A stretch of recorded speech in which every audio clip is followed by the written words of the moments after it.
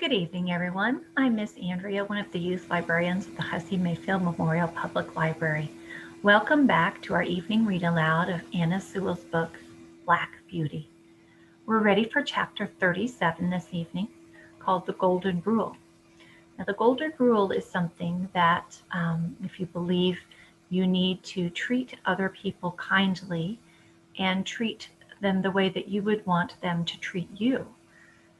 So it doesn't matter if something is against the law, if it's just the wrong thing to do, you shouldn't do it. And if someone needs help, then you would help them, because if you needed help, you would want someone to help you out.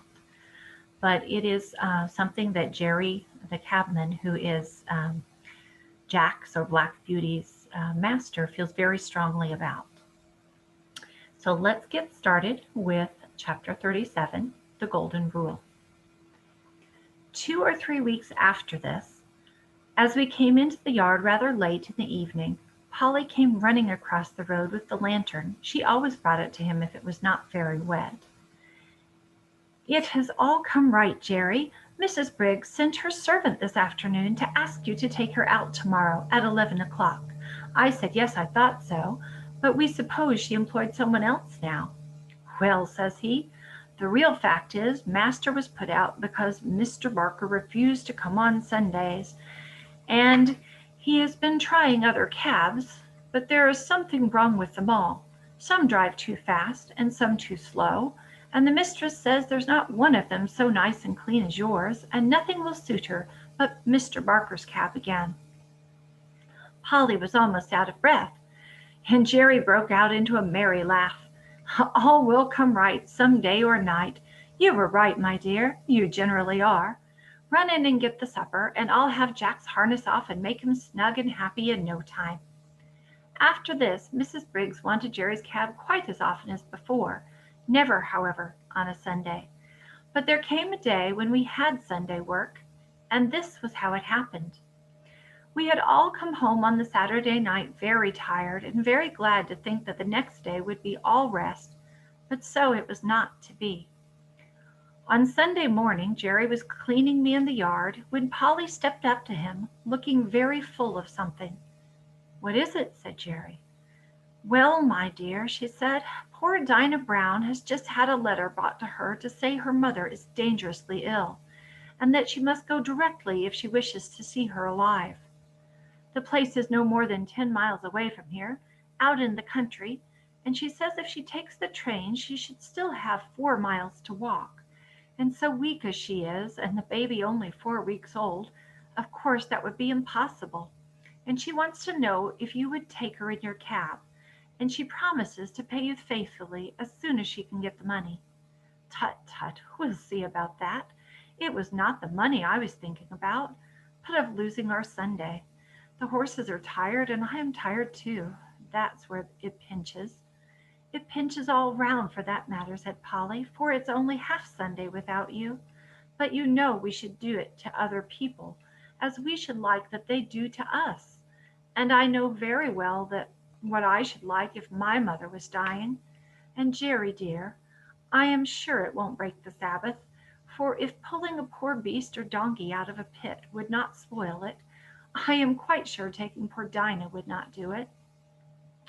So when Polly's talking about breaking the Sabbath, their religion believes that they should not work on Sunday, and they should have a day of rest, not just for their own good, but to honor this day in their religion. So she's saying that it would be okay to help Dinah, and even though they would be doing some work, it wouldn't be for earning money. That wouldn't be the reason, and it would be the right thing to do to help her because she needs help. Let's see what Jerry says. "Well, Polly, you are as good as the minister, and so, as I've had my Sunday morning sermon early today, you may go and tell Dinah that I'll be ready for her as the clock strikes 10. But stop. Just step round to Butcher Braden's with my compliments and ask him if he would lend me his light trap. I know he never uses it on the Sunday, and it would make a wonderful difference to the horse. So he's trying to borrow something for them to ride in that's not as heavy and big as his handsome cab, which is a large four-wheel vehicle.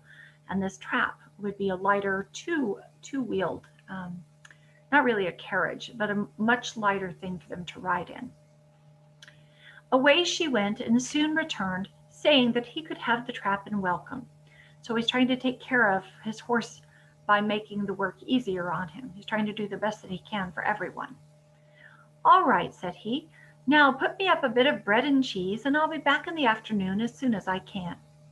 And I'll have the meat pie ready for an early tea instead of for dinner, said Polly. And away she went, whilst he made his preparations to the tune of Polly's the Woman and No Mistake, of which tune he was very fond. I was selected for the journey, and at 10 o'clock we started in a light, high-wheeled gig, which ran so easily that, after the four-wheeled cab, it seemed like nothing. It was a fine May day, and as soon as we were out of the town, the sweet air, the smell of the fresh grass, and the soft country roads were as pleasant as they used to be in the old times, and I soon began to feel quite fresh. Dinah's family lived in a small farmhouse up a green lane close by a meadow with some fine shady trees. There were 2 cows feeding in it. A young man asked Jerry to bring his trap into the meadow, and he would tie me up in the cowshed. He wished he had a better stable to offer. If your cows would not be offended, said Jerry, there is nothing my horse would like so well as to have an hour or 2 in your beautiful meadow. He's quiet, and it would be a rare treat for him. Do and welcome, said the young man. The best we have is at your service for your kindness to my sister. We shall be having some dinner in an hour, and I hope you'll come in, though with mother so ill we are all out of sorts in the house. Jerry thanked him kindly, but said, as he had some dinner with him, there was nothing he should like so well as walking in the meadow. When my harness was taken off, I did not know what I should do first, whether to eat the grass, or roll over on my back, or lie down and rest, or have a gallop across the meadow out of sheer spirits at being free, and I did all by turns. Jerry seemed to be quite as happy as I was. He sat down by a bank under a shady tree, and listened to the birds, then sang himself, and read out of the little brown book he is so fond of, then wandered round the meadow and down by a little brook, where he picked the flowers and the hawthorn, and tied them up with long sprays of ivy. Then he gave me a good feed of the oats which he had brought with him, but the time seemed all too short. I had not been in a field since I left poor Ginger at Earl's Hall. We came home gently, and Jerry's first words were as we came into the yard.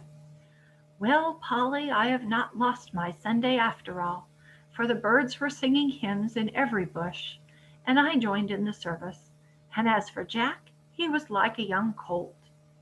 When he handed Dolly the flowers, she jumped about for joy. That's the end of our chapter.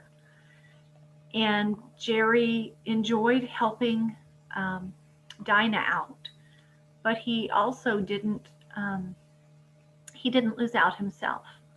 Maybe he couldn't attend his regular church service that he normally chose to do with his family, but he could still observe the Sabbath, the Sunday, himself. And he did so out in nature, in song and in thought and reading, I believe, his Bible. So he was still able to be mindful and to have a religious observance on his own.